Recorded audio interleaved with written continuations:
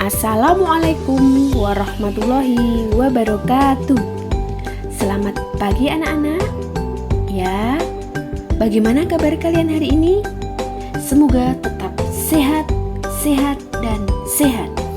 Ya, hari ini kita akan mempelajari tentang muatan IPA, ilmu pengetahuan alam, KD 3.8 yang berada di dalam tema 4 berbagai pekerjaan. Yap, hari ini kita akan mempelajari tentang materi sumber daya alam.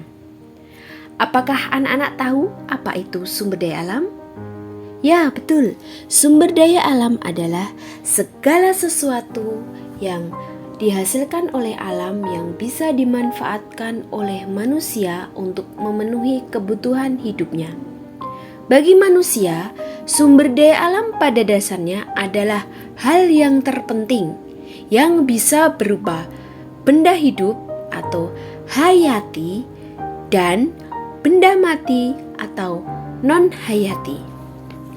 Contoh sumber daya alam hayati atau hidup adalah hewan, tumbuhan. Kemudian contoh sumber daya alam benda non-hayati atau benda mati yaitu minyak bumi, batu bara, air, emas, angin, dan lain-lain. Ya, begitu banyak contoh-contoh sumber daya alam yang ada di lingkungan kita. Misalnya saja, contoh dari tumbuhan bisa berupa sayuran, buah-buahan, padi, gandum, teh, dan lain-lain. Kemudian, contoh sumber daya alam yang berasal dari hewan adalah minyak ikan, daging sapi, daging ayam, telur bebek, ikan, hewan laut lain, susu, keju, tahu, dan mentega. Dari sekian banyak contoh sumber daya alam yang berasal dari tumbuhan, kita akan membahas mengenai beberapa tanaman yang bisa hidup di daerah dataran tinggi. Contohnya, tanaman atau tumbuhan yang bisa hidup di dataran tinggi adalah teh, kopi, coklat, kentang, dan apel. Begitu banyak manfaat tumbuhan bagi alam sekitar kita. Manfaat-manfaat tersebut adalah bisa pertama menyimpan air, yang kedua menghasilkan oksigen, yang ketiga mencegah banjir dan tanah longsor. Kemudian manfaat sumber daya alam secara keseluruhan baik itu berasal dari hayati dan non-hayati adalah yang pertama bisa memenuhi kebutuhan manusia, yang kedua sebagai sumber energi dan bahan bakar, yang ketiga sumber energi pembangkit listrik, dan yang keempat sumber mata pencaharian. Karena sangatlah penting sumber daya alam tersebut bagi kehidupan manusia, tentunya sumber daya alam tersebut perlu kita lestarikan dan perlu kita jaga keseimbangannya. Pentingnya keseimbangan alam dan kelestarian sumber daya alam adalah yang pertama, supaya tidak terjadi bencana seperti banjir dan tanah longsor. Yang kedua, supaya flora dan fauna tidak punah. Yang ketiga, supaya tidak terjadi pencemaran baik itu udara, air, dan tanah. Yang keempat, supaya tidak ada krisis air dan krisis pangan. Yang kelima, supaya anak cucu kita juga bisa merasakan udara segar. Yang keenam, supaya barang tambang seperti minyak bumi, emas, batu bara tidak akan habis ataupun punah. Betapa pentingnya keseimbangan alam bagi kehidupan manusia, sehingga kita perlu menjaga keseimbangan alam dan kelestarian sumber daya alam yang ada di muka bumi. Nah, Ibu akan menjelaskan mengenai cara-cara menjaga keseimbangan alam dan kelestarian sumber daya alam. Cara menjaga yang pertama yaitu mengurangi penggunaan bahan kimia pencemar lingkungan. Yang kedua, mengurangi produksi sampah rumah tangga. Yang ketiga, menghemat penggunaan listrik. Yang keempat, menghemat penggunaan kertas. Dan yang kelima adalah menghindari pemborosan bahan bakar. Nah, kita sudah mengetahui cara-cara menjaga keseimbangan alam atau kelestarian sumber daya alam demi keberlangsungan kehidupan kita di muka bumi. Nah, sekarang kita akan mengetahui contoh-contoh pemanfaatan teknologi dalam proses pemanfaatan sumber daya alam. Contoh yang pertama adalah proses pembuatan teh. Yang perlu anak-anak ketahui adalah teh biasa ditanam oleh petani di dalam perkebunan teh di daerah dataran tinggi. Karena suhu udara di dataran tinggi cocok untuk tumbuh kembangnya tanaman teh.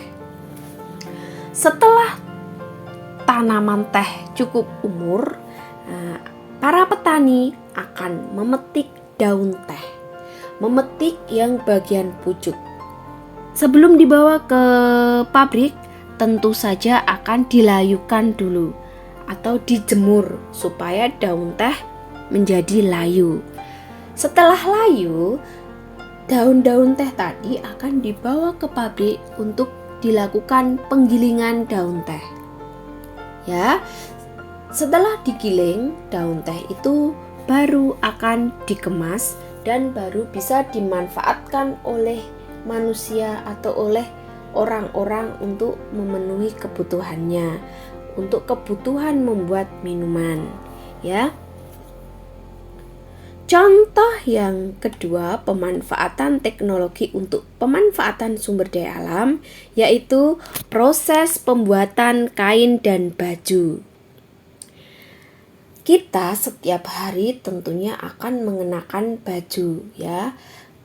Lah, anak-anak juga perlu tahu, apakah baju itu langsung bisa berwujud baju ataukah melalui proses yang sangat panjang. Ya, kita sebelum menjadi baju atau sebelum menjadi kain itu tentu saja berasal dari apa ya kira-kira baju yang kita pakai itu? Ya, awalnya baju yang kita pakai berasal dari tanaman atau tumbuhan bunga kapas. Ya, bunga kapas akan diambil, kemudian dipintal kapas itu menjadi benang. Kemudian benang itu akan ditenun menjadi kain. Kain akan dibuat pola baju, kemudian dijahit, kemudian baru menjadi baju yang bisa kita pakai sehari-hari. Jadi tadi proses pembuatan baju itu memerlukan proses yang panjang dan tidak hanya sebentar. Ya, selain proses pemanfaatan teknologi untuk pengolahan sumber daya alam, Ibu juga akan menjelaskan jenis-jenis pekerjaan sesuai dengan lingkungan alam sekitar. Tadi kita sudah membahas perkebunan teh di daerah dataran tinggi. Lah, tentu saja di daerah dataran tinggi ditemukan banyak jenis-jenis pekerjaan. Misalnya saja bertani, berkebun seperti perkebunan teh dan perkebunan kopi. Kemudian ada juga pekerjaan beternak. Kemudian di daerah dataran rendah itu ditemukan banyak pekerjaan, contohnya pedagang, bertani, tetapi di sini khusus mungkin petani padi. Kalau tadi di daerah dataran tinggi itu petani teh atau petani sayur, ya. Kalau di daerah pantai itu ditemukan pekerjaan nelayan, petani garam, atau budidaya udang. Dampak dari adanya pekerjaan tersebut bagi yang bersangkutan dan bagi orang di sekitarnya adalah menambah kesejahteraan masyarakat dan tercukupi kebutuhan hidupnya. Setelah tadi berbicara pemanfaatan, berbicara contoh-contoh sumber daya alam hayati, nah sudah berbicara tentang jenis-jenis pekerjaan yang ada di lingkungan dataran tinggi, dataran rendah, atau di daerah pantai. Nah, kita yang tidak kalah penting juga akan belajar mengenai dampak pemanfaatan teknologi bagi keseimbangan alam dan kelestarian sumber daya alam. Jadi, pemanfaatan teknologi itu tidak hanya berdampak positif. Nah, nanti akan berdampak apa saja ya Bu? Nanti kita akan melihat setelah ini. Ya, kita lihat dampak pemanfaatan teknologi bagi keseimbangan alam. Yang pertama adalah terjadinya penurunan kualitas air permukaan di sekitar daerah-daerah industri. Karena terjadinya pencemaran, ya.